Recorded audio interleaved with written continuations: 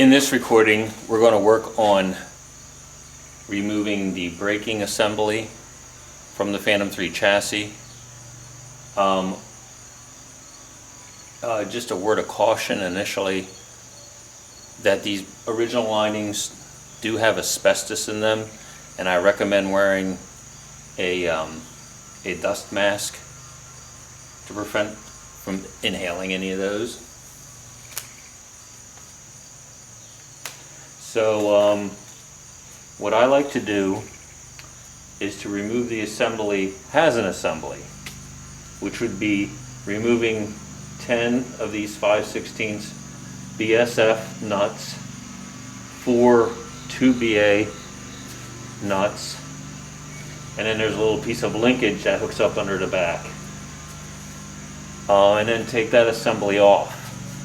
You can then give it a wash off to get rid of any of the asbestos dust particles, and it's a little safer to handle that way. Also, it's a lot nicer to put a chunk like this on the bench to work on rather than keep taking everything apart while it's on the car. And if you were doing work just to replace a kingpin or another suspension part and you needed to remove the backing plate assembly, you can easily do that without taking all the shoes off and going all that trouble if everything is good there. So I'm going to proceed. I already broke these loose. Normally these have lock tab washers, but unfortunately somebody had replaced those with lock washers.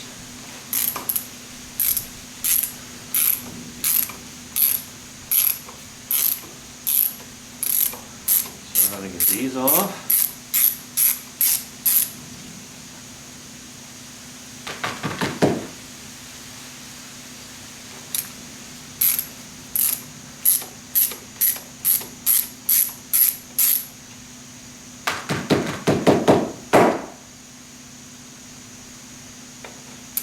Again, it's nice that it's been designed this way. I think it makes it nicer to work on. I don't know if you can do this type of thing with any of the other pre-war cars, but from what I remember you cannot. Perhaps Wraith you can.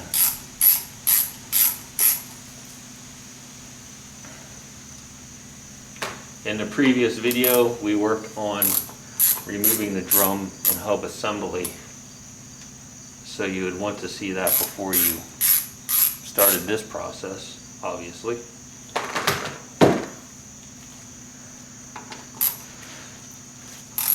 And again, you can see the amount of dust that has built up over the years. According to my file, this front suspension has been gone through in England, in London, probably I think it was in the 1950s or 60s.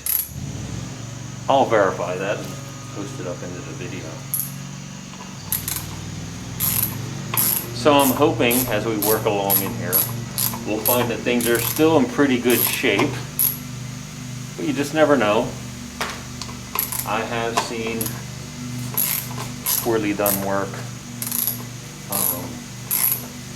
that has even come out of a Rolls-Royce depot at times.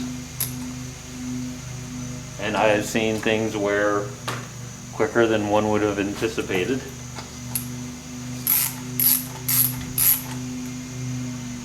Okay. So these are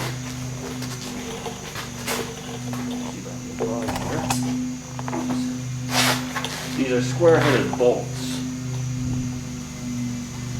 And this particular one, the head came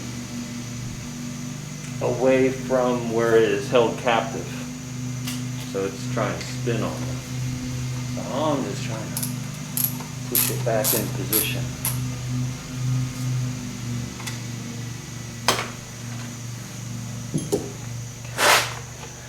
And I will get back where I was.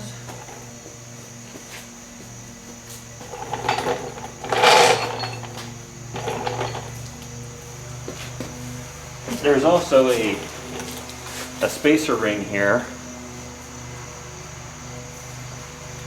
And I don't remember if that needs to be off in order for the backing plate to slide away or not. We're going to find out.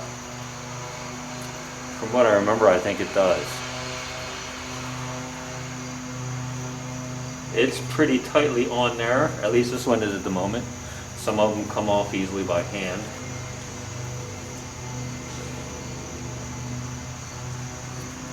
If yours does come off easily by hand, I would recommend doing that.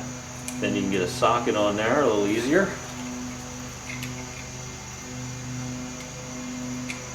So we'll break these guys loose. Get them off.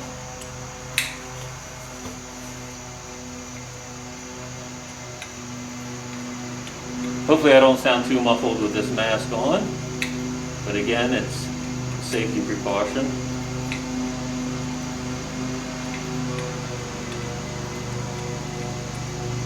I had hoped that the neighbor was done mowing the grass, but I guess he was just emptying.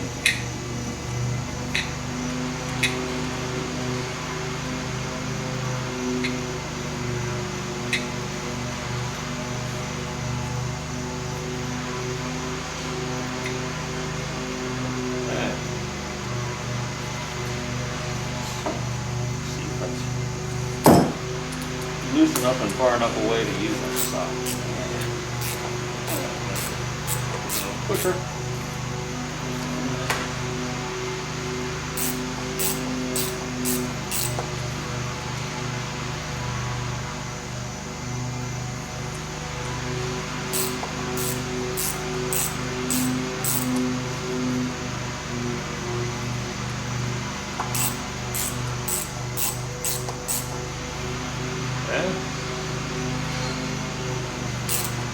Again, it's very close to that spacer.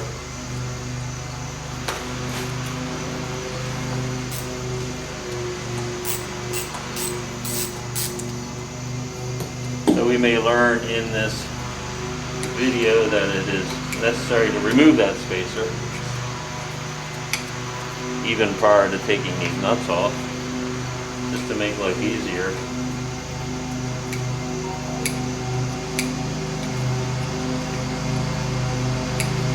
But I'm also hoping that in getting this hardware out of the way, maybe shifting the backing plate assembly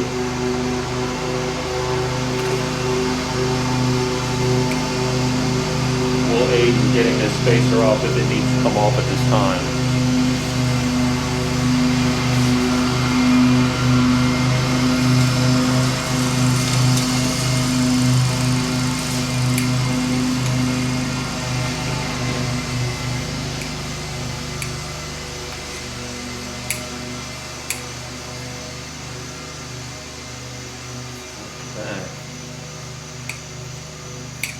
And I should also add that if your intentions are to work in here to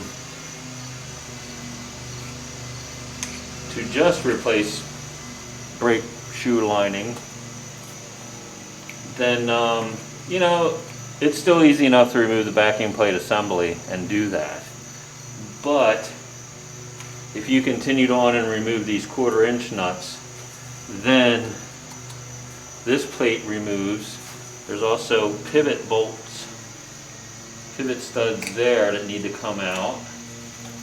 And then you can remove that, which will enable you to remove the shoes and work on them as separate pieces. Okay. So I got that much off. See if we can get things to start moving here.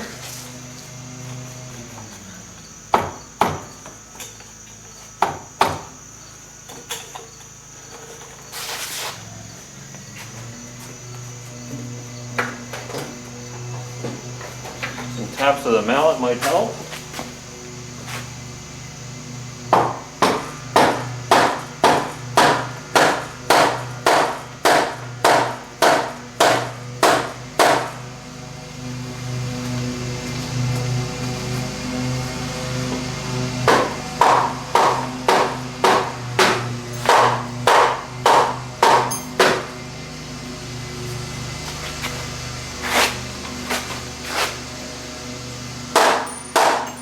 Okay, so this ring, as you can see, is come loose. That's what that looks like. And this is a part you want to keep specific to the side. We're working on the off side, which is on a right-hand drive car, the driver's side.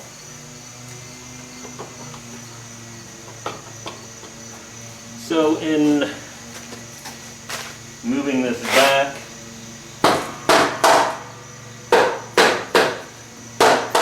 I'm hoping that's going to enable me to have access to this linkage that hooks on back here.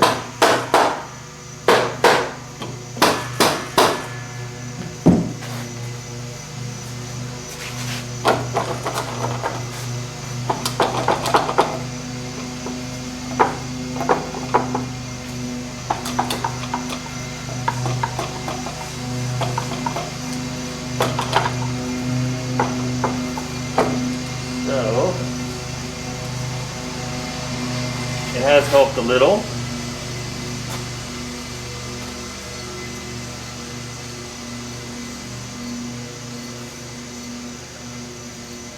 Let's see what else needs to be done to get to that.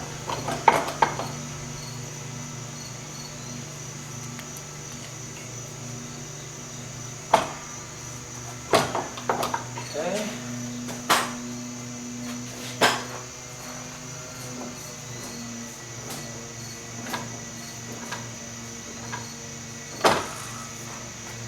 So moving the wheel to the hard right.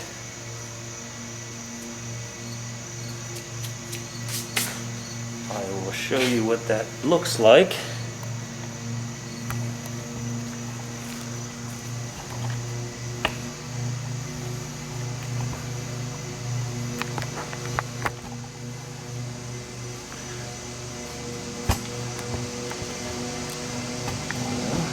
See? So we have a little arm that drops down in here. You have a pinch bolt. So if you take that pinch bolt out, that little arm will scoot through the opening there. Let's see about doing that.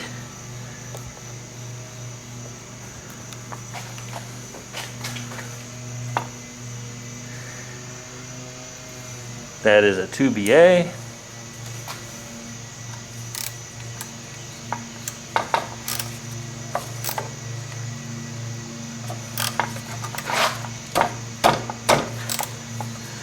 Very tight 2BA.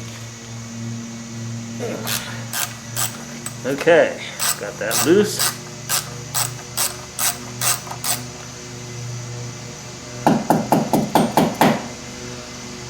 Capture that nut. And then you have to push that bolt all the way out.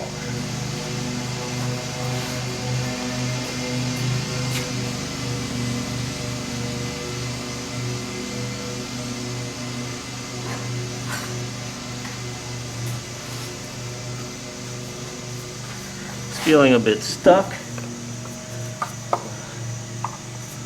I'm gonna need a tap. There we go.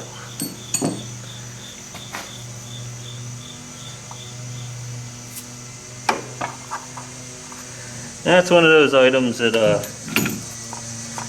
kind of hard to catch the bolt, so you'll have to retrieve it probably after the fact. If you do decide to remove this arm, keep in mind that there's needle rollers in here and they will all come out on you and fall out everywhere.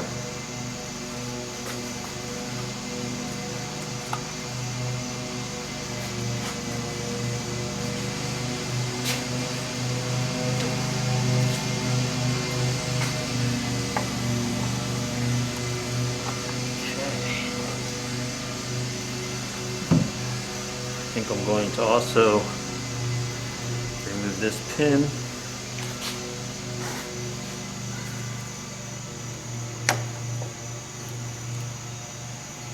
To get more room out of the pivot.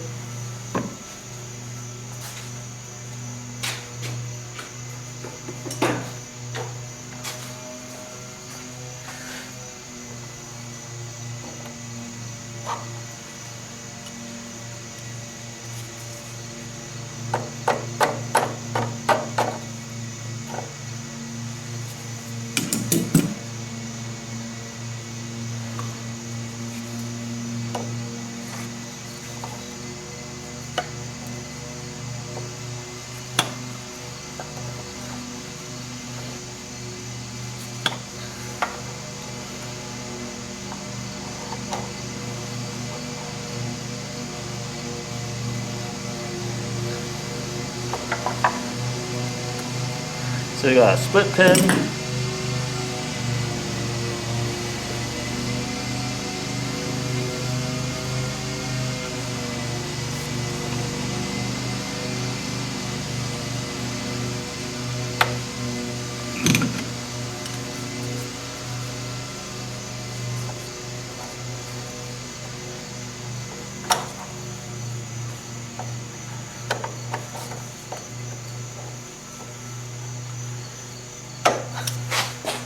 Then that typical type collar that's always on most all of them.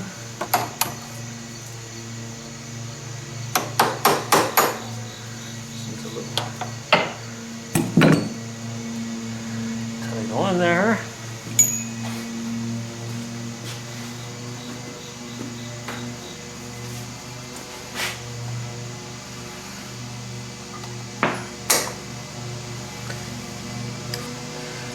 So that's what the bolt looked like that we took out of that linkage piece.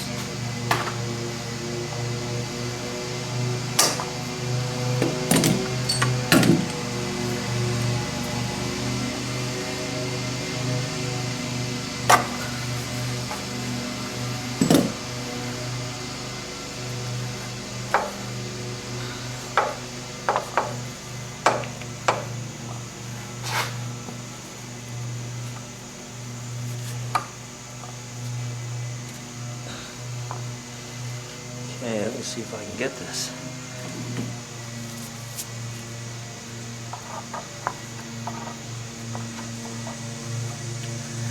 This way. Maybe I can.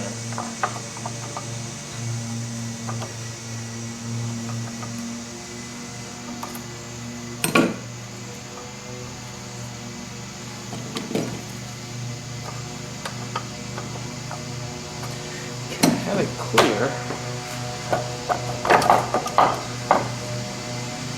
Okay.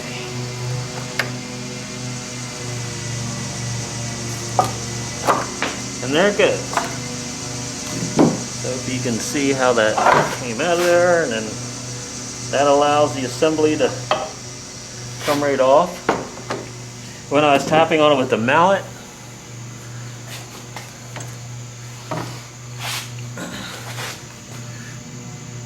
I was tapping on the stronger areas here.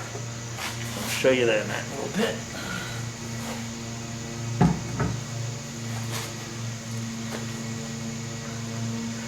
Then we want to get our bolts counted for here.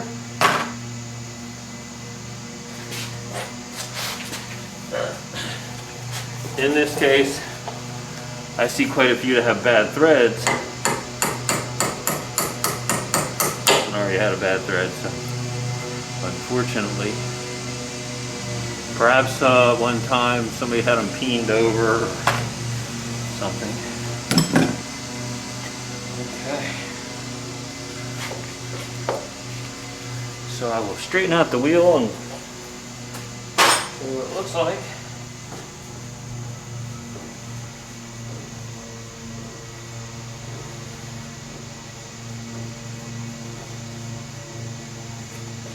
So you have a better understanding.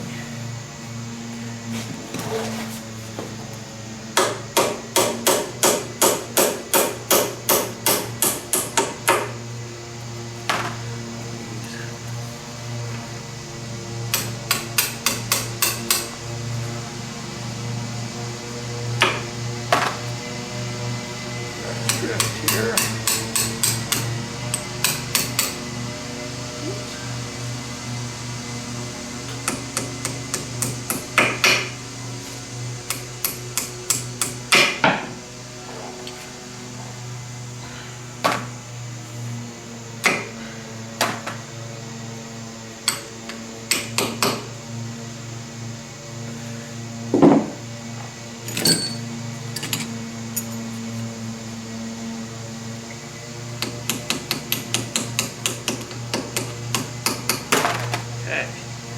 It's all right where it needs to go. Okay. I'll bring the camera over in for a better view position.